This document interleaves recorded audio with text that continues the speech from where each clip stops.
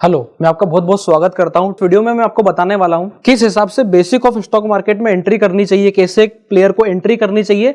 सबसे पहली बात तो स्टॉक मार्केट एग्जिस्ट क्यों करता है, फिर हमें पैसा लगाना चाहिए तो कितना लगाना चाहिए, या पैसे के पर्सपेक्टिव में हम स्टॉक मार्केट के बारे में क्या सोचते हैं, और आखिरी में आता है कि लोग पूछते हैं कि भाई हमारा पहला कदम स्टॉक मार्केट की तरफ कैसा होना चाहिए।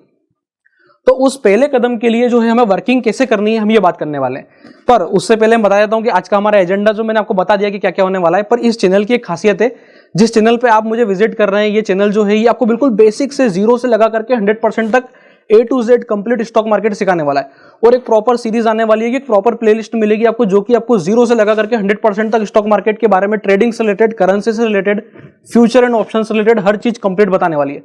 तो आप इस चैनल के साथ बिल्कुल जुड़ जाएं और समझने के लिए तैयार हो जाएं स्टॉक मार्केट को। आज हम बेसिक से शुरू कर रहे हैं कि स्टॉक मार्केट होता क्या है। तो स्टॉक मार्केट की जो है एग्जिस्टेंस की आवश्यकता क्या है, भाई ऐसा क्या खास है स्टॉक मार्केट में कि लोग बाग बोलते हैं भाई स्टॉक मार्केट है और पैसा बनता है। तो सबसे पहली चीज मैं आपको बता देता हूं मनी से रिलेटेड, जो कि एक बिल्कुल बेसिक व्यक्ति को समझ जाना चाहिए स्टॉक मार्केट में। क्या कि अगर आपकी सोच साल की 18% से लगा करके और 30% तक का पैसा बनाने की है, तो ये एकदम परफेक्ट प्लेस है आपके लिए। किसके पर्सपेक्टिव में? इन्वेस्टिंग के पर्सपेक्टिव में। जब आप लंबा सोचते हैं, आज हम इन्वेस्टमेंट से रिगार्डिंग बात करेंगे, बताऊंगा कि मैं आगे और क्या क्या बताऊंगा जिससे कि हम इन रिटर्न्स को बढ़ा सकते हैं। अभी हम एक ट्रू रिटर्न लेके चल रहे हैं, क्योंकि देखो बैंक की एफडी जो है हमें वो 7% का रिटर्न देती है। उस हिसाब से हमें समझ के चलना है कि 18% से 30% जो है वो एक खराब रिटर्न बिल्कुल भी नहीं है पर ईयर का, अगर हमारा पर्सपेक्टिव सिर्फ इन्वेस्टमेंट है। पर इन्वेस्टमेंट करने से पहले जो व्यक्ति यहां पर नया है उसे ये समझना जरूरी है कि एग्जिस्टेंस किस बात का है। तो एग्जिस्टेंस के लिए अपन एक छोटी सी एक स्टोरी लाइन लेके चलते हैं। एग्जिस्टेंस ऐसा है कि अपन मानते हैं कि एक बंदा है, ठीक है, एक बंदा है जिसकी कंपनी है, कोई सी भी उसकी कंपनी समझ लो अपन XYZ लिमिटेड, ठीक है। अब वो चाहता है कि ये प्राइवेट लिमिटेड से हट करके एक पब्लिक कंपनी हो जाए।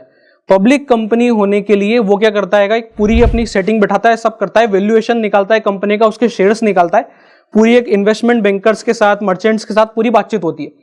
वो अपना पर्सपेक्टिव नहीं है, अपने को समझना है एक रिटेलर के तौर पर, एक रिटेलर स्टॉक मार्केट में कैसे एंट्री करेगा। पर एंट्री करने के लिए वो एग्जिस्टेंस क्यों है वो जानना जरूरी है। तो अपन अभी एक एग्जिस्टेंस समझ रहे हैं। तो एक XYZ नाम की कंपनी है जिसकी वैल्यूएशन हमने समझी कि भैया 10 लाख के आसपास है, और उसके उन्होंने जो शेयर्स निकाले वो 10,000 शेयर्स निकाले, ठीक है। अगर 10 लाख की वैल्यूएशन पर 10,000 शेयर्स निकाले तो पर शेयर जो है आपको एक प्राइस आ जाएगी, वो आ जाएगी लगभग 100 रुपीस। ये जो है आपकी स्टॉक की प्राइस हो जाएगी, जिससे कि अपन बोलते हैं IPO। तो इस हिसाब से जब कंपनी अपने आप को लिस्टेड करना चाहती है, उसे जब मार्केट में अपने आप को ग्रो करने के लिए, अपने आप को बड़ा करने के लिए जरूरत पड़ती है फंड्स की, तो वो स्टॉक मार्केट का रास्ता देखते हैं। और अपन जैसे इन्वेस्टर्स, जो कि अपन रिटेलर हैं, अपन ये सोचते हैं कि ये कंपनी अगर अच्छा परफॉर्म करेगी तो हमारा पैसा इनके साथ ग्रो होगा।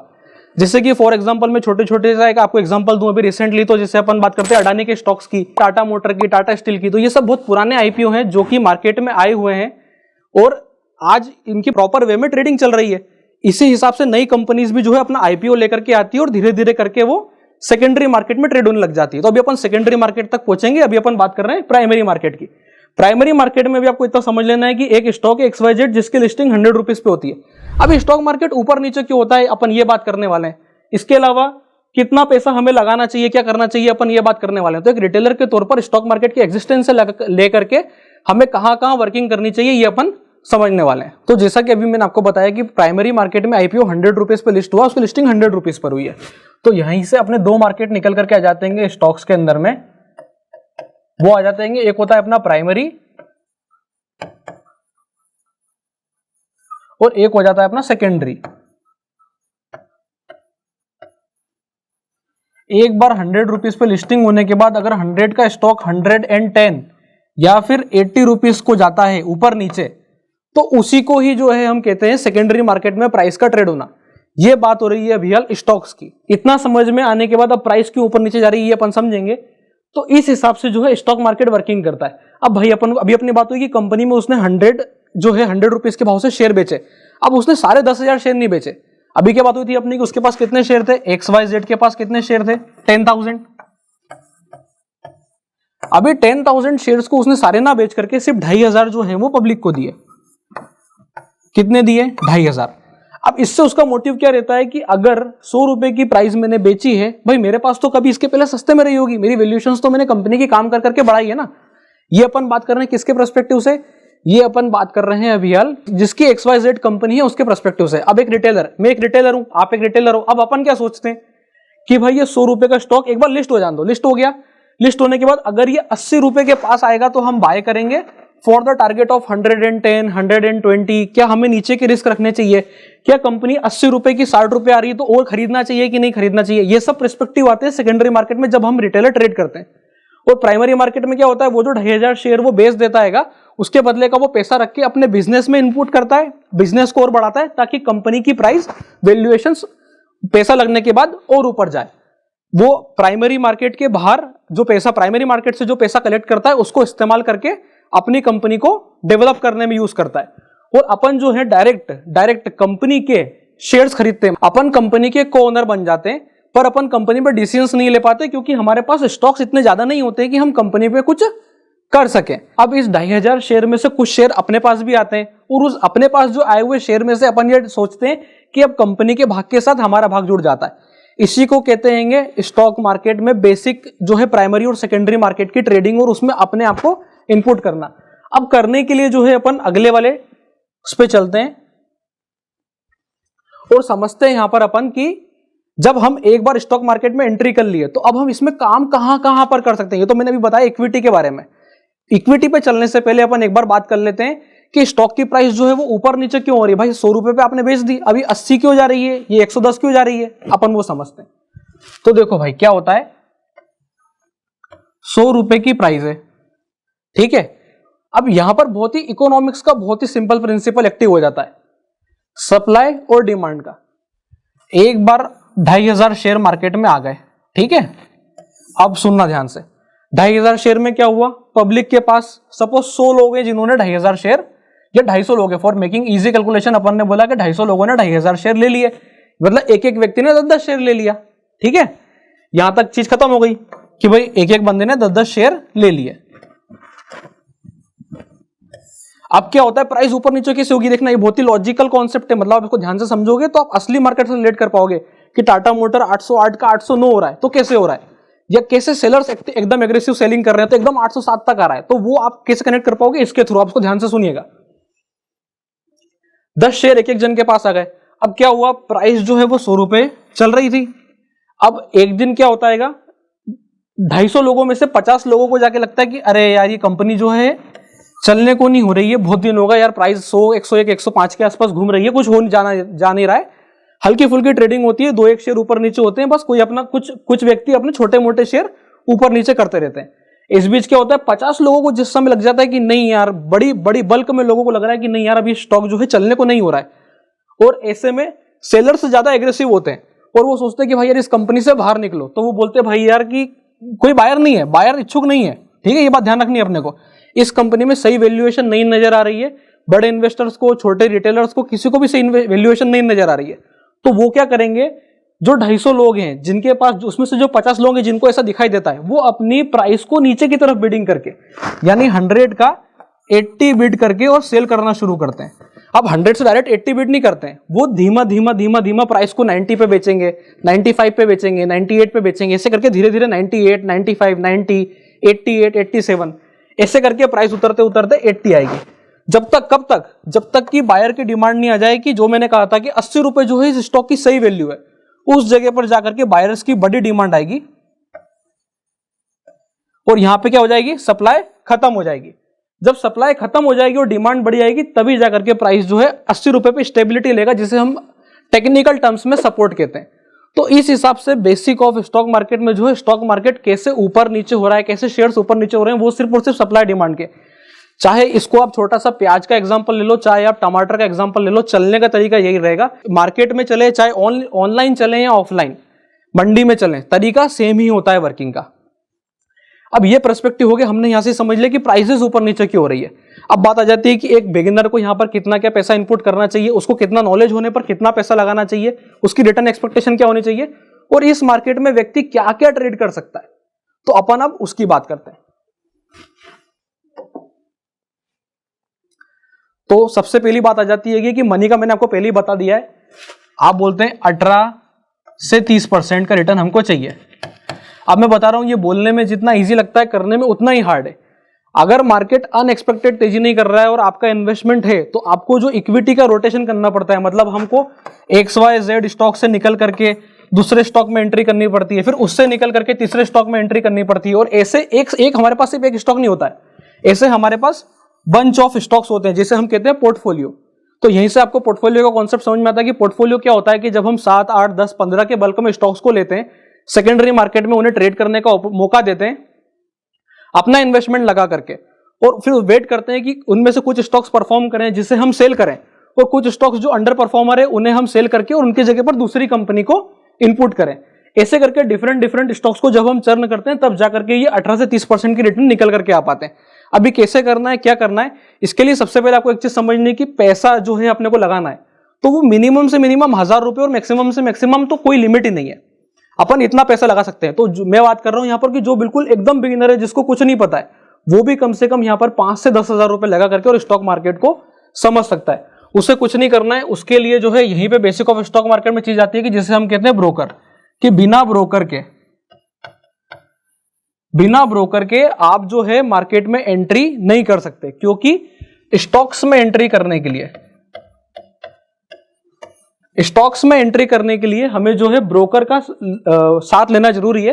और ब्रोकर के लिए जो है नीचे आपको लिंक में डिस्क्रिप्शन मिल जाएंगे, हम कौन कौन से ब्रोकर्स का इस्तेमाल करते हैं, तो वो आप देख करके आप समझ सकते हैं। वैसे मैं आपको बताता हूँ, जीरोधा, अप स्टॉक्स, ये सब बहुत ही अच्छे ब्रोकर्स हैं जिनके थ्रू आप अपना पैसा लगा करके और चीजों को ऊपर नीचे, अपने स्टॉक्स को ऊपर नीचे करके मैनेज कर सकते हैं और समझ सकते हैं कि कैसे एंट्री और एग्जिट हो रही है। ये पार्ट हो गया अपना। यहां पर अपन बैठे हैं इन्वेस्टर, और इन्वेस्टर को ब्रोकर के थ्रू स्टॉक्स तक पहुंचना होता है। ये हो गया बेसिक क्राइटेरिया। और इस सबको संभालने वाला जो होता है कि स्टॉक्स में कुछ गड़बड़ी तो नहीं हो रही, कहीं पे कोई दिक्कत तो नहीं है, वो सब देखता है सेबी। इस हिसाब से पूरा अपना इंडिया का स्टॉक मार्केट रूल करता है। ब्रोकर के पास 2 प्रकार के अकाउंट खुलते हैं, एक होता है ट्रेडिंग अकाउंट, एक होता है डीमेट अकाउंट।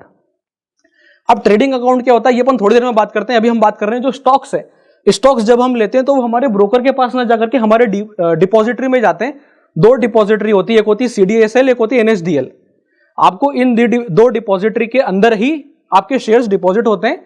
कोई सा भी इनमें से एक जो आपके ब्रोकर के साथ कनेक्टेड होगा उसमें आपके शेयर्स चले जाएंगे। इन दैट केस कभी कोई ब्रोकर चला जाता है और आपके स्टॉक्स बहुत लंबे समय तक रखे रहते हैं, अब ब्रोकर डिफॉल्ट कर गया तो उस सिनेरियो में आपके स्टॉक्स को जो है आप आराम से दूसरे ब्रोकर के पास शिफ्ट करके इजीली सेल कर सकते हो। उसके लिए ही सेबी ने और NSE ने सबने मिलकर के ये कॉन्सेप्ट बनाया है। अब बात आ जाती है कि ट्रेडिंग अकाउंट क्या है। अभी अपन ने बात करा, एक हो गया डीमेट और एक हो गया ट्रेडिंग। तो ट्रेडिंग अकाउंट क्या है, अब अपन चलते हैं ट्रेडिंग अकाउंट को समझने। ट्रेडिंग अकाउंट को जैसे अपन समझेंगे वैसे अपन समझेंगे कि 18 से 30% तक का रिटर्न हम कैसे अचीव करते हैं। तो अब अपन आ जाते हैं ट्रेडिंग अकाउंट पर। भाई ट्रेडिंग अकाउंट क्या है? ट्रेडिंग अकाउंट एक ऐसी जगह है जिसको देखने के बाद आपको लगता है कि हाँ भैया पैसा यहीं से बनता है, आज का पैसा एक हफ्ते के अंदर में मैं कैसे बना सकता हूं, उसके लिए डिफरेंट स्ट्रेटेजीज, वही सब ट्रेडिंग अकाउंट में ट्रेड होती है। ट्रेडिंग अकाउंट में हम क्या करते हैं, पहले मैं ये लिख देता हूं, फिर कैसे करते हैं मैं इसके बारे में बताता हूं, ठीक है। तो पहले अपन आ जाते हैं, यहां पर ट्रेड होते हैं स्टॉक्स, ये तो आपको पता ही है। अगर हम एक दिन से ज्यादा के लिए होल्ड करके ले जाते हैं तो फिर वो एक आध दिन के अंदर में हमारे डीमेट में आ जाते हैं। अगर हमने आज लेकर के आज ही बेच दिए तो वो काम ट्रेडिंग अकाउंट का हो जाता है। इसके अलावा यहां पर आ जाता है कमोडिटी।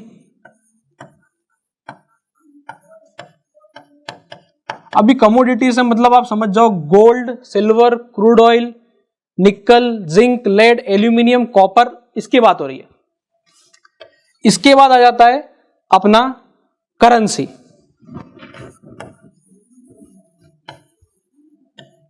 अभी करेंसी में जो है आपके पास मिल जाएंगे आपको 4 पेयर्स इंडिया के, USD INR, euro INR, GBP INR और JPY INR। ये 4 पेयर आपको करेंसी में मिल जाएंगे जो कि ह्यूज वॉल्यूम में ट्रेड होते हैं। इसके अलावा 3 क्रॉस करेंसी पेयर्स और होते हैं, उसकी मैं जब डिटेल्ड करेंसी की वीडियो बनाऊंगा तब मैं आपको बताऊंगा कि उनमें कैसे क्या ट्रेड करा जाता है। और ट्रेडिंग अकाउंट में यहीं पर एक खासियत चीज और आती है, इन तीनों को मिला करके एक साथ में चीज निकल के आती है जिन्हें हम कहते हैं फ्यूचर और ऑप्शंस। तो यही कॉन्सेप्ट था अपना बेसिक जो है रिटेलर, जहां पर जाकर के इसको देखता और एकदम उसको अमेजिंग सी चीज नजर आती है क्या, कि जो मैंने आपको वीडियो की स्टार्टिंग में बताया था कि भाई वो 18 से 30% के रिटर्न को एक रिटेलर बड़ा कैसे करता है, तो उसका मैं आपको बिल्कुल अगले 2 मिनट के अंदर में बताने वाला हूं कि वो कैसे बड़ा होता है। अब सुनना आप वो कैसे बड़ा होता है। आपने क्या करा, स्टॉक्स का पोर्टफोलियो बनाना शुरू किया। ये एक रिटेलर के पर्सपेक्टिव से बता रहा हूँ मैं, जैसा रिटेलर सोचता है, जैसा मैंने लोगों को करते देखा है, जो लोग बाग करते हैं, मैं उस पर्सपेक्टिव से बता रहा हूँ। मैंने खुद काफी ट्रेड किया है, उसके रिगार्डिंग में आपको ये एक नॉलेज प्रोवाइड कर रहा हूँ कि स्टॉक्स जो आपने बाय किए, आपने अपना बनाया पोर्टफोलियो, जो एक रिटेलर बनाता है, ठीक है, जो एक रिटेलर बनाता है, आपने जब अपना एक बार पोर्टफोलियो बना लिया, उस पोर्टफोलियो को क्या करते हो आप, प्लेज, यानी कि अपने स्टॉक्स को जो है गिरवी रख देते हो। और जब आप अपने स्टॉक्स को गिरवी रखते हो और आप उसके बाद इंट्राडे में पोजिशनल जो है फ्यूचर और ऑप्शंस की स्ट्रेटेजीज बना के ट्रेड कर पाते हो। यही आगे का कॉन्सेप्ट है जो हमें सीखना है और समझना है। इसी के हिसाब से ही जो है मैं मानता हूं कि लॉन्ग टर्म में एक रिटेलर बड़ा पैसा कमा सकता है। अगर एक रिटेलर को बड़ा पैसा बनाना है तो वो इसी हिसाब से बनेगा कि वो अपने मंथ ऑन वाइज पहले एक अच्छा पोर्टफोलियो बनाए, फिर उस पोर्टफोलियो के हिसाब से वो समझे कि उसे स्टॉक्स में, कमोडिटी में या करेंसी में क्या समझ में आ रहा है। और एक बार उसे समझ में आ गया कि अगर उसे करेंसी और स्टॉक्स में से कुछ समझ में आ रहा है तो वो प्लेज करी हुई चीज से, अपने प्लेज करे हुए स्टॉक्स से इन पे इंट्राडे में या पोजिशनल बेसिस पे अच्छी स्ट्रेटेजी बना करके ऑप्शंस की और फ्यूचर की और पैसा कमा सकता है। तो ये था अपना पूरा बेसिक ऑफ मार्केट। तो इसको अपन वाइंड अप करेंगे क्या कि बेसिक ऑफ मार्केट में हमने क्या सीखा कि भैया एक रिटेलर मार्केट में क्या सोच के एंट्री करता है, और एक बड़ा प्लेयर मार्केट में जिसके खुद स्टॉक्स है, जो लिस्टिंग कर रहा है, वो क्या सोचता है। वो सोचता है मैं मेरे बिजनेस को बड़ा करूंगा इसलिए फंड ले लूं, और मैं रिटेलर हूं, मैं ये सोचता हूं कि मेरे भाग के साथ कंपनी का भाग जुड़ जाए, और एक बार अगर कंपनी ग्रो कर रही है तो फिर मैं भी ग्रो कर जाऊं। भाई 100 रुपए की कंपनी 1000 पहुंचेगी तो भाई मेरे 10 शेयर है, भले मेरे 10 शेयर है, क्या बुराई है। 10 शेयर भी तो अपने आज बढ़ करके भाई 1000 रुपए तक पहुंच रहे ना, उसकी वैल्यू 10,000 की तो हो ही रही है ना, क्या दिक्कत है।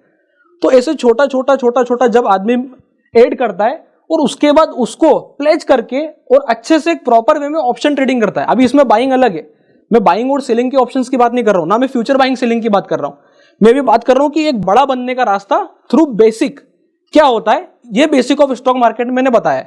अब अपन इसको और डिटेल में समझेंगे तो आप हमारे साथ ट्रेडिंग यूनिवर्सिटी और स्टॉक मार्केट अलर्ट पर जुड़ जाइए, ताकि आप ये समझ पाए कि किस हिसाब से हमें बेसिक से मार्केट में एंट्री करनी है, और स्टॉक्स को, कमोडिटी को, करेंसी को, और करेंसी के डिफरेंट स्ट्रेटेजीज को कैसे मैनेज करना है, ताकि आप मात्र शुरुआत में समझने के लिए 5000 से भी ट्रेडिंग कर सको। अच्छी स्ट्रेटेजीज में आपको करेंसी पर बनवाऊंगा कि कैसे हम छोटे कम पैसे लगा करके करेंसी में बड़ी स्ट्रेटेजीज बना सकते हैं। और जब हम एक बार कम पैसे लगा के सीख जाएंगे तो कैसे हम फिर फ्यूचर ऑप्शंस को स्टॉक्स पर अप्लाई करके, यानी बड़ी कैपिटल के साथ स्टॉक्स पर अप्लाई करके और बड़ा रिटर्न कमा सकते हैं, और कैसे इस 18 से 30% की स्टॉक्स पोर्टफोलियो की ग्रोथ को हम 50-60% के पार लेके जाएंगे। ये हमारा आगे आने वाली वीडियोस का एजेंडा रहेगा। तब तक के लिए आप हमारे साथ जुड़े रहें और इस चैनल को सब्सक्राइब करना ना भूलें। आपका बहुत बहुत धन्यवाद।